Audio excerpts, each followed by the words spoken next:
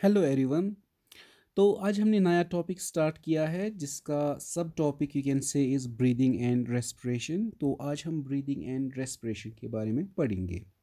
Well let me tell you about breathing. आप हम सबको ये पता है कि we human beings always experience an involuntary मतलब जो हमारे कंट्रोल में नहीं होता है, inward and outward of flow of air. मतलब हम कंटिन्यूसली हमारे मतलब अंदर ये जो एयर होता है वो चला जाता है और वो बाहर भी आता है और हमें पता भी नहीं चलता है। Right now I am talking to all of you.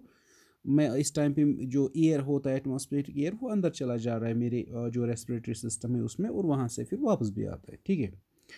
तो ये कंटिन्यूस प्रोसेस होता रहता है और ये इनवॉलेंट्री होता है। इनवॉलेंट्री का मतलब होता है कि हमें पता ही नहीं होता है कि ये कब होता है कब नहीं होता है। ये जो मूवमेंट होता है इसको हम ब्रीदिंग बोलते हैं, और ये जो ब्रीदिंग होता है ये कंटिन्यूस प्रोसेस होता है in spite of what type of activities आप करते हो। जैसे आप बैठे हो, आप चल रहे हो, आप खेल रहे हो, आप पढ़ रहे हो, तो आपको नहीं पता होता है। ठीक है। माय डियर फ्रेंड्स, आपको पता है कि human beings multi cellular organism होता है, और हर कोई लिविंग सेल जो हमारी बॉडी में होता है उसमें क्या, उसमें एनर्जी बनती है। और ये एनर्जी बनती है किससे? By metabolic process. जब ये मेटाबॉलिक प्रोसेस होता है वहाँ से एनर्जी निकलती है। जो भी हम खाना खाते हैं या फूड मटीरियल न्यूट्रिएंट्स जो होते हैं उनका ऑक्सीडेशन होता है, उसके बाद उसमें एनर्जी निकलती है। जितने भी गैसेस एटमॉस्फेयर के हमारे रेस्पिरेटरी सिस्टम में चले जाते हैं, इसमें बस हमें ऑक्सीजन की ज़रूरत होती है। वायलेंस जब यही इनवॉलेंट्री मूवमेंट होता है, हमारी बॉडी से जो एयर बाहर निकलता है उसके साथ कार्बन डाइऑक्साइड भी बाहर निकलता है, और जो वेस्ट प्रोडक्ट होता है जो कब बनता है, जब रेस्पिरेशन हम करते हैं उस टाइम पे ये बनता है। माय डियर फ्रेंड्स, मैं आपको ये बताऊं कि जो हमारी बॉडी है वो बहुत बड़ी है। इसमें ऑलमोस्ट 37 ट्रिलियन सेल्स है। जितने भी सेल्स हैं वो डायरेक्टली आप ये कह सकते हो कि इमीडिएट कांटेक्ट में नहीं रह पाते एटमॉस्फेयर में, कि उनको इमीडिएटली वो ऑक्सीजन जो होगा वो डिफ्यूज़ होगा डायरेक्टली, वो ऐसा नहीं होता है। अब क्या किया है हमारी बॉडी में एक रेस्पिरेटरी सिस्टम डेवलप हुआ है जिसमें बहुत सारे ऑर्गन्स होते हैं, स्पेशलाइज्ड ऑर्गन्स जो इन्वॉल्व होती है रेस्पिरेशन में। ठीक है। तो अब हम देखेंगे ये ब्रीदिंग क्या होती है और कौन कौन सा डिफरेंट रेस्पिरेटरी ऑर्गन्स होता है जो हमें रेस्पिरेशन में मदद करते हैं। माय डियर फ्रेंड्स, ब्रीदिंग होता क्या है? It's simply a process. इसमें बस एयर हमारे लंग्स के अंदर जाता है या हमारी बॉडी के अंदर जाता है, और फिर वो लंग्स से वो एयर वापस आता है। सिंपली इसको बोलते हैं, या मैं ऐसे भी बोलूँ कि moving of air in and out of lungs, इसको हम बोलते हैं ब्रीदिंग। और ये जो ब्रीदिंग होती है ये होती है स्पेशलाइज्ड ऑर्गन सिस्टम से, जिसमें डिफरेंट ऑर्गन्स होते हैं। कौन कौन सा होता है इसमें? नोज़ इन्वॉल्व होता है, ट्राइकिया इन्वॉल्व होता है, ब्रोंकाई, ब्रोंक्यूल्स, लंग्स के अंदर एल्वियोले होता है। इसके बगैर मसल्स और जो हमारा डायफ्राम होता है वो भी इसमें रेस्पिरेशन में इन्वॉल्व होता है। माय डियर फ्रेंड्स, जब भी हम ब्रीथ करते हैं वी टेक इन एयर। हम एयर वो हमारे जो नोज़ के थ्रू, रेस्पिरेटरी ऑर्गन्स के थ्रू अंदर चला जाता है। इसमें क्या होता है? इसमें ऑक्सीजन प्रेजेंट होता है। इन रिटर्न जब हम ये एयर जो हमारी बॉडी से बाहर आता है तो उसमें कार्बन डाइऑक्साइड प्रेजेंट होता है, या कार्बन डाइऑक्साइड ज़्यादा होता है। ठीक है। अब ये जो कार्बन डाइऑक्साइड हम रिलीज़ करते हैं ड्यूरिंग मतलब जब हमारी बॉडी से ये एयर बाहर निकलता है, तो उसमें जो कार्बन डाइऑक्साइड होता है, फिर ये कार्बन डाइऑक्साइड प्लांट्स यूज़ करते हैं फोटोसिंथेसिस के लिए। Now regardless of whether it's a plant, animal, या बर्ड होगा या एनिमल ह्यूमन बीइंग होगा, ये जो ब्रीदिंग प्रोसेस होता है ये कंटिन्यूस प्रोसेस होता है, जो मैंने आपको पहले भी बताया। मतलब हमें पता ही नहीं होता हम ब्रीथ कब करते हैं। और एक चीज़ ये है कि ये जो ब्रीदिंग होता है ये ओनली वो प्रोसेस होता है जिसकी वजह से हमारी बॉडी के अंदर ऑक्सीजन डिलीवर होता है। ठीक है। तो इसी की वजह से कार्बन डाइऑक्साइड भी हमारी बॉडी से बाहर आता है। Now let me tell you about breathing. ये जो ब्रीदिंग होता है ये दो स्टेज में होता है। एक स्टेज इसका है इंस्पिरेशन और दूसरा है एक्सपिरेशन। इंस्पिरेशन का मतलब क्या होता है? इंस्पिरेशन का मतलब होता है जब एयर एंटर करेगा हमारे लंग्स में। कहाँ से एयर एंटर करेगा? From atmosphere into our lungs. इसको हम बोलते हैं इंस्पिरेशन। और एक्सपिरेशन किसको बोलते हैं? जब ये सेम एयर जो हमने इंस्पायर किया है ये बाहर निकलेगा, वापस आएगा। कहाँ से? From our lungs into the atmosphere. लेकिन एक चीज़ का ध्यान आपको रखना है कि एयर जो अंदर जाता है और एयर जो बाहर आता है, इसमें ऑक्सीजन और कार्बन डाइऑक्साइड का जो कॉन्सेंट्रेशन होता है वो डिफरेंट होता है। ठीक है। नॉर्मल ब्रीदिंग जब भी होती है, जैसे कोई भी नॉर्मल ब्रीदिंग होती है, इसमें जो ये इंस्पिरेशन प्रोसेस होता है, मतलब जब आप सांस अंदर लेके जाते हो, ये एक्टिव प्रोसेस होता है, लेकिन जो एक्सपायरेशन होता है वो पैसिव प्रोसेस होता है।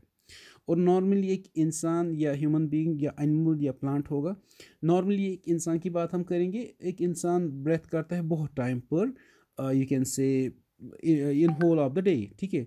और एक ब्रीथ कंप्रेस करता है कि एक बार जब आप ये सांस लेते हो छोड़ते हो, उसको इंस्पिरेशन और एक्सपिरेशन कहते हैं। नाउ 1 मिनट में कितने टाइम आप एक पर्सन कितने टाइम ब्रेथ करता है, इसको हम कहते हैं ब्रीदिंग रेट। लेकिन स्टूडेंट्स एक चीज़ का ध्यान रखना, ये जो ब्रीदिंग रेट होता है ये बहुत चीज़ से यू कैन से इन्फ्लुएंस होता है। फॉर एग्जांपल, अगर हमारी हेल्थ कंडीशन ठीक नहीं होती है, उस टाइम पे हम ब्रीथ थोड़ा तेज़ करते हैं, हमारी ब्रीदिंग रेट ज़्यादा होती है। ये एनवायरनमेंट पे भी डिपेंड करता है, टेम्परेचर पे डिपेंड करता है, आपकी एक्टिविटी लेवल पे, जैसे आप बैठे हो, आप पढ़ रहे हो, आप खेल रहे हो, आप रन कर रहे हो, उस पर भी ये डिपेंड करता है। ये जो ब्रीदिंग रेट होता है ये इंक्रीज़ होगा या डिक्रीज़ हो सकता है। नॉर्मली जो ब्रीदिंग रेट होती है वो 15 to 18 टाइम्स पर मिनट होती है, लेकिन अगर आप एक्सरसाइज करोगे तो उस टाइम पे almost it will reach to 25 times.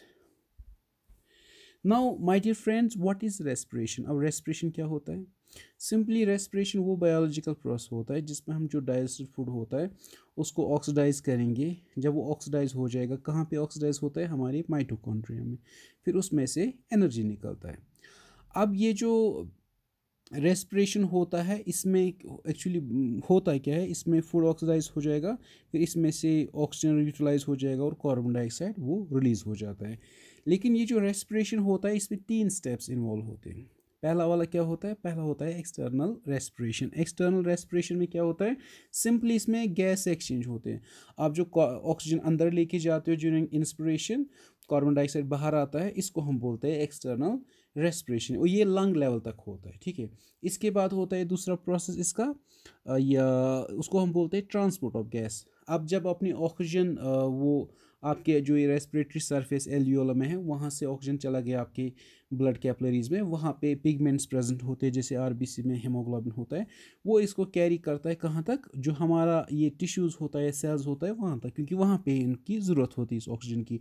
और वहाँ से वो कार्बन डाइऑक्साइड को वापस लेके आते हैं, वो फिर हम रिलीज बाहर करते हैं। तीसरा वाला स्टेप इसका है इंटरनल रेस्पिरेशन। ये जो इंटरनल रेस्पिरेशन है इसको हम सेल्यूलर रेस्पिरेशन भी बोलते हैं, ठीक है। ये जो सेल्यूलर रेस्पिरेशन होता है ये होता है माइटोकॉन्ड्रिया ऑफ एवरी सेल। यहाँ पे क्या होता है? डाइजेस्टेड फूड ऑक्सीडाइज हो जाएगा, उसमें से एनर्जी निकलेगी, फिर वो एनर्जी स्टोर होती है in the form of ATP, और फिर जब हमारी बॉडी को एनर्जी की ज़रूरत होती है वही एटीपी ब्रेक होता है, तो वहाँ से फिर एनर्जी निकलती है। नाउ रेस्पिरेशन होती है 2 टाइप्स की, एक को हम बोलते हैं एरोबिक जिसमें ऑक्सीजन की ज़रूरत होती है, दूसरे को हम बोलते हैं एनारोबिक। नाउ एरोबिक रेस्पिरेशन में होता क्या है? ये होता है इन प्रेजेंस ऑफ ऑक्सीजन। इसमें फूड ऑक्सीडाइज हो जाएगा सेल्यूलर लेवल पे, वहाँ पे कार्बन डाइऑक्साइड बनेगा, वहाँ पे वाटर रिलीज होता है, वहाँ पे एनर्जी बनती है, और वो एनर्जी स्टोर होती है in the form of ATP. दूसरा, यहाँ पे complete oxidation of 1 molecule of glucose होगा। जब 1 molecule of glucose completely oxidise हो जाएगा, तो वहाँ से फिर 38 मॉलिक्यूल्स ऑफ एटीपी बनते हैं during glycolysis. Now anaerobic respiration, यहाँ पे कोई ऑक्सीजन की ज़रूरत नहीं होती, ना यूज़ होता है एक्चुअली। फूड यहाँ पे एनारोबिकली ऑक्सीडाइज होगा, वहाँ से इस प्रोसेस को एक्चुअली फर्मेंटेशन भी बोलते हैं, और यहाँ पे 1 मॉलिक्यूल ऑफ ग्लूकोज जो होता है वहाँ से बस 2 एटीपी मॉलिक्यूल्स निकलते हैं। अब ये जो एनारोबिक रेस्पिरेशन ये कहाँ पे होता है? ये बैक्टीरिया में होता है, पैरासाइट में होता है, जैसे टीनिया फेशियोला हमारी जो बॉडीज़ में रहते हैं, वो यीस्ट में होता है, या मसल सेल्स में होता है, हमारी एरेथ्रोसाइट्स में, क्योंकि हमारे पास ये जो एरेथ्रोसाइट्स है इनका काम, या आरबीसी जिसको बोलते हैं, इनका काम होता है ऑक्सीजन को ये कैरी करते हैं, इसमें पिगमेंट होता है हीमोग्लोबिन, तो इसमें भी ये एनारोबिक रेस्पिरेशन होता है। Now this was about breathing and respiration. Hope आपको ये समझ आया होगा। तो thank you very much everyone.